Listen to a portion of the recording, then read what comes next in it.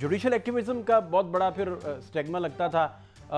भुट्टो साहब के judicial murder से आप शुरू हो जाइए, यूसुफ रजा गिलानी साहब वाले मामले पे आ जाइए, पर इल्ज़ाम आता था कि इन्होंने शब खून मारा। जुडिशरी का जो पाकिस्तान के अंदर तबाही शुरू हुई है वो तो यूब खान से शुरू हुई है। अगर एक सिस्टम चल नहीं रहा तो उसको मुकम्मल तबाह तो नहीं ना करना, उसको बेहतर करना है या आपने जुडिशरी को मुकम्मल तबाह करना है। दुनिया में सुप्रीम कोर्ट में कहाँ इतने केस आते हैं? 50-50, 60-60 हजार केस सुप्रीम कोर्ट में होता है। इसका मतलब क्या है कि आपकी डिस्ट्रिक्ट जुडिशरी और आपकी प्रोविंशियल जुडिशरी नॉन फंक्शनल है। आपने उनको फंक्शनल करना था, उनको फंक्शनल करने के बजाय आपने सुप्रीम कोर्ट को डिसफंक्शनल कर दिया है, तबाही कर दिया है इसको। अब आप देखेंगे कि जो मुकदमों की तादाद है वो तो इससे डबल ट्रिपल हो जाएगी सुप्रीम कोर्ट में, और जो supreme court will become a redundant institution. धरने के दिन चल रहे थे और जावेद हाशमी साहब की तकरीर आप जब उठाएं, वो फ्लोर ऑफ द हाउस कह रहे थे कि इमरान खान साहब को इन जजों की हिमायत हासिल है, ये है सारा कुछ पोलिटिसाइज था। फिर अतर मनीला साहब पर जो एलिगेशन सबसे बड़ा आता है कि वो हाईकोर्ट के दरवाजे रात गए क्यों खुल गए और क्या हुआ था, और वो पॉलिटिकल बहुत सारे प्रेशर थे, मामला थे।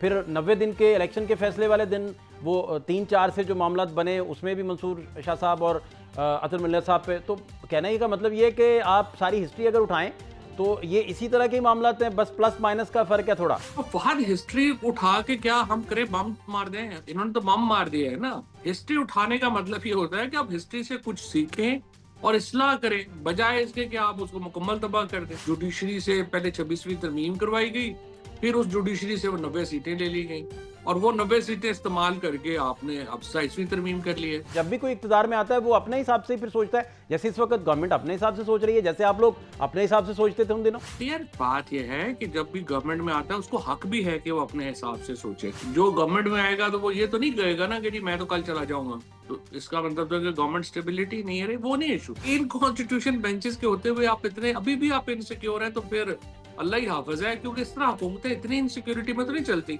हर वक्त एक खौफ छाया हुआ है, इमरान खान आ जाएगा, पता नहीं क्या हो जाएगा, उसका केस फिर अगर किसी ने छोड़ दिया उसको तो फिर क्या बनेगा, जज फायर आ जाएगा तो क्या होगा। भाई आप देखिए, दुनिया आपको जो है वो सपोर्ट कर रही है, आप बैठे हुए हैं यहाँ पे आराम से सुकून लें, ठंडा सांस लें। गवर्नमेंट को कह रहे हैं कि ठंडा सांस ले, यहाँ ऑपोजिशन ठंडे सांस ले रही है बड़े आराम से। अपोजिशन छोड़ी है हुकूमत ने, अपोजिशन तो जेलों में है, या जेलों में है या उनको डिस्क्वालीफाई कर दिया गया, इलेक्शन नहीं लड़ने दिए गए। There is no opposition. Opposition Pakistan में सिर्फ एक आदमी है, उसका नाम इमरान खान है। आप तो बाहर है ना सर, अगर इमरान खान अंदर है तो। अगर स्पेस ही नहीं है पॉलिटिक्स की तो मैं कैसे पॉलिटिक्स करूंगा?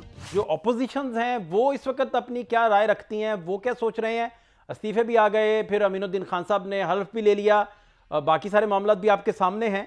क्या अपडेट है आपके नजदीक, ऑपोजिशन क्या सोच रही है जी? नहीं देखिए, अपोजिशन तो खैर जो सारा क्रिटिसाइज ही कर रही है, वो तो इशू नहीं है। प्राइमरी प्रॉब्लम ये है कि इस वक्त जो अपोजिशन के अलावा जो सारे ही तबकात है, वो खसूसन जो ये शिक है जुडिशरी की, इसके ऊपर तो पूरा पाकिस्तान सरापा एहतजाज है। और अगर इसको आप कहें कि उंगश बदनदा है, यानी अपनी लोगों ने उंगलियां दबा ली हैं दांतों में कि ये क्या तरमीम हुई है, और पूरा जुडिशल स्ट्रक्चर आपने बैक जुम्बश कलम जो है वो तबाह बर्बाद कर दिया। यानी अगर आपने पहले तो देखिए, इसकी कोई पॉलिटिकल सेंस भी नहीं बनती। सच्ची बात तो ये है, क्योंकि जो कॉन्स्टिट्यूशनल बेंचेस 26वीं तरमीम में बने थे, उससे क्या हुकूमत को या एस्टैब्लिशमेंट को कोई उससे प्रॉब्लम नहीं आ रहा था। फैसले सारे पहले जो है हुकूमत की मर्जी के हो रहे थे। तो अब सिर्फ ये 3-4 जो लोग हैं उनको नवाजने के लिए कि मतलब सबकी एज 68 साल है, तो मतलब कितनी देर और बंदा जिंदा रह लेना है। तो सवाए इसके कि कुछ दोस्तों को नवाजने के लिए एक नई अदालत बना दी जाए, और फिर उस अदालत में जो है वो इन लोगों को अपॉइंट कर दिया जाए। बाकी तो कोई ना तो कोई इसकी कोई सेंस बन रही है, ना कोई पॉलिटिकल रीजन बन रही है, और आईनी और कानूनी तौर के ऊपर तो आपने पूरा स्ट्रक्चर तबाह बर्बाद कर दिया है। और आई थिंक खैर पाकिस्तान के लोग, पब्लिक ओपिनियन, मीडिया, लॉयर्स, ये तो इस वक्त उनको बताया जाता है रोज कि आपकी कोई हैसियत ही नहीं है, आपकी कोई औकात ही नहीं है, और जो हम फैसला करेंगे वो इम्प्लीमेंट होगा। तो इस रवैये के साथ पाकिस्तान चल रहा है, देखते हैं कितनी देर चलता है। अच्छा चौधरी साहब, जुडिशल एक्टिविज्म का बहुत बड़ा फिर स्टिग्मा लगता था। भुट्टो साहब के जुडिशल मर्डर से आप शुरू हो जाइए, यूसुफ रज़ा गिलानी साहब वाले मामले पे आ जाइए, दीगर पॉलिटिकल जितने भी मसले थे। फिर जजों को कहा जाता था कि भाई ये तो पॉलिटिकली मोटिवेटेड हैं सारे। अब एग्जेक्टिव्स ने जो है वो उन्हें कट टू साइज करने के लिए, ताकि सिस्टम जो है वो सस्टेन कर सके, सिस्टम चले, आगे बढ़े, क्योंकि हमेशा अदलिया पर इल्ज़ाम आता था कि इन्होंने शब खून मारा पॉलिटिकल पार्टीज़ के ऊपर। वो मेमो गेट स्कैंडल हो, भुट्टो का अदालती कत्ल हो, सारे मामला आपके सामने हैं। तो फिर क्या होना चाहिए? एक तरफ तो ये स्टिग्मा लगता था, अब जो बात आप कर रहे हैं दूसरी वो बात है। नहीं, बात देखो, पहली बात तो ये है कि जो जुडिशरी का जो पाकिस्तान के अंदर तबाही शुरू हुई है, वो तो यूब खान से शुरू हुई है, जिन्होंने कि पहला पीसीओ लेके आए और फिर जिस तरीके से उन्होंने अदालती फैसलों के ऊपर असरअंदाज हुए। उसके बाद आपने जो सिस्टम था उस वक्त उसको तब्दील किया, बजाय इसके कि एक इंडिपेंडेंट जजेस अपॉइंट होते। प्रॉब्लम तो असल जो है वो ये है कि आप अगर एक सिस्टम चल नहीं रहा तो उसको मुकम्मल तबाह तो नहीं ना करना, उसको बेहतर करना है, या आपने जुडिशरी को मुकम्मल तबाह करना है। यानी अगर आप जजेस की अपॉइंटमेंट का तरीकाकार जो है उसको बदलते, उसमें जो अब तो मेरे ख्याल में आपको जुडिशल सर्विस ऑफ पाकिस्तान बहाल करनी चाहिए, क्योंकि जो कमीशंस का हमारा आइडिया है वो तो मुकम्मल नाकाम हो गया है, ताकि ऐसे जजेस आप ला सकें जो अपने बलबूते पर आए हों। अब तो आप देखिए ना कि अगर आप चीफ जस्टिस के या उनके वाकिफ ही नहीं हैं तो फिर आप कैसे जज बनेंगे। फिर उसके बाद भुट्टो साहब ने जिस जुडिशरी का निशाना बने, तो सबसे पहले तो तरमीम भुट्टो साहब ने की ना आइन में, भुट्टो साहब ने जुडिशरी को तबाह करने की इब्तदा की और फिर आखिर में उसका निशाना बने। सो जब आप जुडिशरी के को तबाह कर देंगे, निज़ाम को तबाह कर देंगे, आपने बेहतर करना है तो तबाह तो नहीं करना। फिर ये जो आर्गुमेंट है, मतलब ये तो कोई दुनिया में सुने तो हम पे उसको हंसेगा कि जी चूंकि जुडिशरी में सुप्रीम कोर्ट में केस बड़े ज्यादा हैं तो हमने सोचा कि एक और अदालत बना दें। भाई दुनिया में सुप्रीम कोर्ट में कहाँ इतने केस आते हैं? ये 50-50 60-60 हजार केस सुप्रीम कोर्ट में होता है। इसका मतलब क्या है कि आपकी डिस्ट्रिक्ट जुडिशरी और आपकी प्रोविंशियल जुडिशरी नॉन फंक्शनल है। आपने उनको फंक्शनल करना था, उनको फंक्शनल करने के बजाय आपने सुप्रीम कोर्ट को डिसफंक्शनल कर दिया है, तबाही कर दिया है इसको। अब आप देखेंगे कि जो मुकदमों की तादाद है वो तो इससे डबल ट्रिपल हो जाएगी सुप्रीम कोर्ट में, और जो supreme court will become a redundant institution.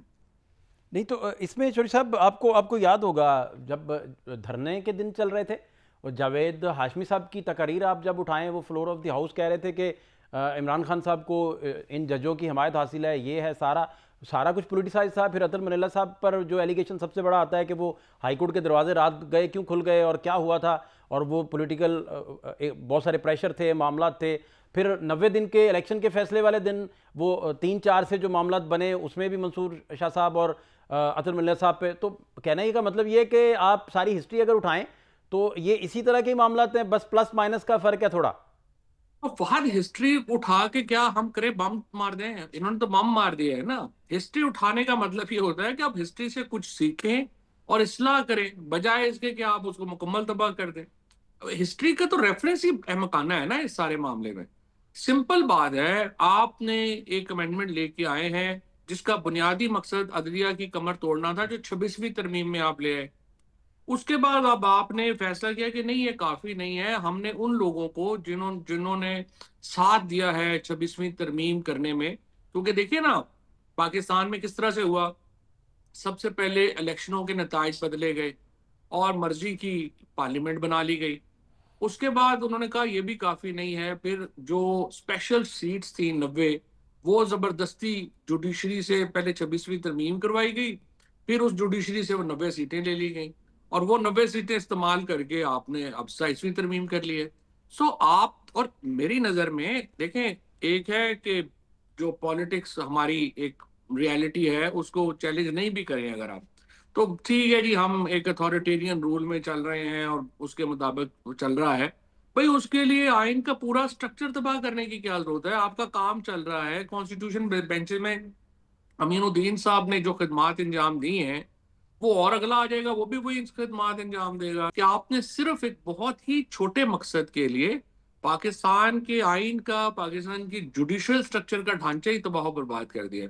और आई थिंक इसके बाद तो जो फ्रैंकली लोगों का अदालतों की तरफ देखना बिल्कुल ही बंद हो जाएगा। माजी में मिसालें अच्छी भी हैं, ये नहीं कि आप सिर्फ बुरी मिसालें देखते रहे, बहुत अच्छी मिसालें भी हैं और जुडिशरी ने बहुत रोल भी अदा किया है। और अभी भी मैं समझता हूँ कि जजों ने कुछ रेजिस्ट किया शुरू में, लेकिन अनफॉर्चुनेटली लॉयर्स उनके साथ खड़े नहीं हुए, जिसकी वजह से वो जो होना चाहिए था मामला वो नहीं हुआ।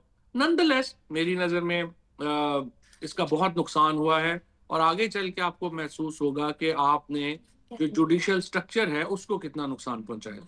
चौधरी साहब, जो भी इक़्तिदार में आता है वो फिर अपने लिहाज से सोचता है। आप लोग भी अपने लिहाज से सोचते रहे उन दिनों, जो जो हालात बन रहे थे। आपको याद है वो ट्राइका जी बन गया जी, 20 साल होंगे जी, फैज़ रहेंगे जी बाद में, फिर बाजवा साहब जी 15 साल रहेंगे, इस तरह की चीज़ें। बाजवा ये डॉक्ट्राइन के नाम बाहर से वो आर्टिकल लिखे जा रहे थे उन दिनों। और फिर काजी साहब का नहीं, रेफरेंस मुझे याद है, बाहर आपने ये आपने उसको काबीना में भी कहा था कि काजी साहब पे रेफरेंस ना करें, हमारा क्या लेना देना। इमरान खान साहब से भी आपने ये डिस्कस किया था, रिकॉर्ड पे ये चीज़ें भी मौजूद है। लेकिन मेरा मुद्दा सिर्फ ये है कि जब भी कोई इक़्तिदार में आता है वो अपने हिसाब से ही फिर सोचता है। जैसे इस वक्त गवर्नमेंट अपने हिसाब से सोच रही है, जैसे आप लोग अपने हिसाब से सोचते थे उन दिनों। यार बात यह है कि जब भी गवर्नमेंट में आता है उसको हक भी है कि वो अपने हिसाब से सोचे। जो गवर्नमेंट में आएगा तो वो ये तो नहीं कहेगा ना कि जी मैं तो कल चला जाऊंगा, तो इसका मतलब तो कि गवर्नमेंट स्टेबिलिटी नहीं है रे, वो नहीं इशू। और आपने जो भी करना है ये भी कहना है कि हम रहेंगे और हम ही जो है वो हुकूमत चलाएंगे, ये तो एक पॉलिटिकल रेटरिक है ना। ये तो जाहिर है हर हुकूमत करेगी, ठीक। हर पार्टी करेगी कि जी हम आगे हैं और आगे भी हम ही हैं और हम जो निज़ाम ला रहे हैं वही बेहतर है, वो इशू नहीं है। द प्राइमरी प्रॉब्लम इज कि इस तरह का जो रेडिकल डिसीजंस हैं जिससे आपकी आईनी आपकी जो कानूनी बुनियाद है वो हिल जाए, उसके ऊपर ना तो आपने जुडिशरी के साथ कंसल्टेशन हुई, ना आपकी लॉयर्स के साथ कंसल्टेशन हुई, ना ही आपकी कोई मीडिया या वाइडर ग्रुप से जो है वो कंसल्टेशन हुई। सिर्फ ये अमीनुद्दीन साहब रिटायर ना हो जाए पता नहीं क्या हो जाएगा। आई मीन इस तरह तो नहीं आप आइन चेंज करते। ये जो इन्होंने किया जो आईनी तरमीम लेके आए उसके नतीजे में बहुत नुकसान पहुंचा है पाकिस्तान को और पाकिस्तान के जो जुडिशियल स्ट्रक्चर है उसको। एंड जो लॉयर्स का रिएक्शन भी इसके ऊपर जो आ रहा है, जो मेरे ख्याल में हुकूमत हैंडल कर सकती थी आराम से, अभी भी देखें जा रहा है वो कोशिश तो करेंगे खैर हैंडल करने की, लेकिन बहरहाल इस ये रिएक्शन भी जो है उसको आने की जरूरत नहीं थी। जबकि मुझे तो मेरी तो समझ से ही बाहर है कि इन कॉन्स्टिट्यूशन बेंचेस के होते हुए आप इतने अभी भी आप इनसिक्योर हैं, तो फिर अल्लाह ही हाफिज है। क्योंकि इस तरह हुकूमतें इतनी इनसिक्योरिटी में तो नहीं चलती। हर वक्त एक खौफ छाया हुआ है, इमरान खान आ जाएगा पता नहीं क्या हो जाएगा, उसका केस फिर अगर किसी ने छोड़ दिया उसको तो फिर क्या बनेगा, जज बाहर आ जाएगा तो क्या होगा। भाई आप देखिए दुनिया आपको जो है वो सपोर्ट कर रही है, आप बैठे हुए हैं यहाँ पे आराम से सुकून लें, ठंडा सांस लें। और पाकिस्तान के अंदर जो असल काम करने वाला है कि 50,000 रुपए से 2.5 पौने 3 लाख रुपए लेने वाले बंदे की कमर टूट गई है पाकिस्तान में, उसको आप देखें कि कैसे आपने लोगों की जो मीशत है। आप अगर आप जो कि पाकिस्तान में तो सिर्फ सियासत भी प्रोग्राम होते हैं, आप फैसलाबाद में जरा पता करें टेक्सटाइल का क्या हशर हो गया है, जरा किसान के पास जाके पता करें कि किसान का क्या हशर हो गया है। लोगों की कमर टूट गई है। जब तक आप ये पाकिस्तान की लोअर मिडिल क्लास के ऊपर तवज्जो दें और जरा सांस लें, हर वक्त एक एग्रेशन में नहीं रहते, पकड़ लो मार दो, फलाने ने फलाना क्यों कह दिया उसको उठा के जेल में डाल दो। इतने डर और खौफ से तो हुकूमतें नहीं होती। यू नीड काम इन अ कंट्री। ठीक। आपको थोड़ा सब्र चाहिए ठीक। कि लोगों को सांस लेने का भी मौका दें ताकि कोई इकोनॉमी चले, कोई डॉलर लोग इन्वेस्ट करना आए, कोई बात करें। अच्छा चौधरी साहब, अब मैं पहली बात ही आपसे इसीलिए पूछी थी कि ऑपोजिशन ने ही गवर्नमेंट की डायरेक्शन को बड़ा नपा तुला रखना होता है, बेसिकली उसी की रिस्पॉन्सिबिलिटी होती है, क्योंकि कहा जाता है कि वो गवर्नमेंट इन वेटिंग है बेसिकली। तो वहाँ बिल्कुल स्पेस खाली है गवर्नमेंट के लिए, उसे कोई खतरा नहीं ऑपोजिशन से किसी भी तरह का। अब भी ऑपोजिशन जो है वो शायद जैसे आप फरमा रहे हैं कि ठंडा सांस ले रही है। आप तो यहाँ गवर्नमेंट को कह रहे हैं कि ठंडा सांस ले, यहाँ ऑपोजिशन ठंडे सांस ले रही है बड़े आराम से, उन्हें कोई मसला नहीं, कोई प्रॉब्लम देखिए नहीं। अब तो क्या। अपोजिशन है। जी प्लीज। अपोजिशन कहाँ है सबसे पहले तो मुझे ये बताएं ना, अपोजिशन कहाँ है। जी यही मैं आपसे पूछ रहा हूँ। नहीं, मुझे आप बताएं अपोजिशन छोड़ी है हुकूमत ने। अपोजिशन तो जेलों में है, या जेलों में है या उनको डिस्क्वालीफाई कर दिया गया, इलेक्शन नहीं लड़ने दिए गए। There is no opposition. Opposition Pakistan में सिर्फ एक आदमी है, उसका नाम इमरान खान है। इमरान खान जेल में है, उनकी बीवी जेल में है, उनकी पार्टी लीडरशिप जेल में है, उनकी बाकी पार्टी लीडरशिप को डिस्क्वालीफाई करके साइड पे लगा दिया गया है। पाकिस्तान के अंदर अपोजिशन का रोल तो तब आप डिमांड करें जब अपोजिशन हो। ये बाकी इस वक्त जो सिचुएशन है उसके अंदर पाकिस्तान के अंदर अथॉरिटेरियन रूल है। नहीं, और वो याद होगा आपको, कलसूम नवाज साहिबा, अल्लाह गरीक रहमत करे, उन्होंने जिस तरह अपोजिशन का रोल प्ले किया, फिर जावेद हाशमी साहब ने जो रोल प्ले किए, ख्वाजा साद रफीक साहब ने जो रोल प्ले किए। आप तो बाहर है ना सर, अगर इमरान खान अंदर हैं तो। कोई ऐसा कभी कलसूम नवाज हो, जावेद हाशमी साहब हो, साद रफीक साहब हो, जिस किस्म का पाकिस्तान में इस वक्त अपोजिशन के साथ हो रहा है, कभी हुआ ही नहीं। अगर स्पेस ही नहीं है पॉलिटिक्स की तो मैं कैसे पॉलिटिक्स करूंगा? तो अगर आप चाहते हैं कि जो है वो यहाँ पे लोग बंदूक उठा के पहाड़ों पे चढ़ जाएं, तो जाहिर है देखें ये मेरी कैपेसिटी तो नहीं है। ये तो जिस तरह से हो रहा है बलूचिस्तान में, खैबर पख्तूनख्वा में, ये फिर बाकी मुल्क में जब हो तो हो, लेकिन उसका क्या फायदा है? उसमें हमारा नुकसान है, मुल्क का नुकसान है। लेकिन ठीक। अनफॉर्चुनेटली गवर्नमेंट ने फैसला किया हुआ है कि कोई अपोजिशन की कोई स्पेस छोड़नी ही नहीं है, और पाकिस्तान को एक बिल्कुल पुश कर दिया है दीवार पे। ना अभी अभी अदालत आपकी बची बात है। हुई अपना चौधरी साहब, महमूद खान अचकज़ई साहब से, या इवन फजलुर रहमान साहब से, बाकी जो लोग मैटर करते हैं इस मुल्क में, उनसे वो अपनी क्या राय रखते हैं? और जो एहतजाज की कॉल भी दी अचकज़ई साहब की जानिब से, वो कितनी बारावर साबित हो सकती है, या आप समझते हैं कि उसका भी कोई गवर्नमेंट के लिए कोई कोई मसला ही नहीं है उनके लिए? मेरा नहीं ख्याल ये अपोजिशन, अच्छा सही साहब तो अपोजिशन नहीं है उस तरह से। जैसे मैंने आपको अर्ज किया कि अपोजिशन तो सिर्फ इमरान खान है, वो जेल में है, पार्टी उनकी जो है वो जेल में है। सो एहतजाज, और सच्ची बात यह है कि मुझे ये भी नहीं अभी समय पता, इसकी भी अभी सोचने की जरूरत है कि एहतजाज जो है वो पाकिस्तान के लिए उसका आउटकम क्या होगा। क्या हम पाकिस्तान को और ज्यादा अथॉरिटेरियन बना देंगे एहतजाज से? तो ये एहतजाज करने की जरूरत भी है अभी कि नहीं है, ठीक। या सिर्फ देखें और लेट्स सी कि आगे आउटकम क्या होता है। बट मेरे ख्याल के अंदर कोई भी अक्लमंद हुकूमत ये नहीं करती कि अपने मुखालफों को बिल्कुल दीवार से ही लगा दे और सांस लेने की भी इजाजत ना हो किसी को। ये करोड़ों का मुल्क है, 25 करोड़ का मुल्क है। आप कितने लोगों को जो है वो जेलों में डालेंगे, कितने लोगों को आप उनका सांस बंद करेंगे? और बड़ा डाइवर्स मुल्क है ये, नॉर्थ कोरिया या चाइना तो नहीं है। यहाँ तो हर 20 मील के बाद जो है वो जुबान बदल जाती है, कौम बदल जाती है, एथनिसिटी बदल जाती है, मजहब बदल जाता है, इंटरप्रिटेशन उसकी। So it's a very difficult country to rule. So I don't think so कि अभी सिर्फ डंडे से जो है वो आप 25 करोड़ का मुल्क चला सकते हैं। पर अभी तक तो गवर्नमेंट की पॉलिसी यही है, देखते हैं अब आगे चल के क्या होगा।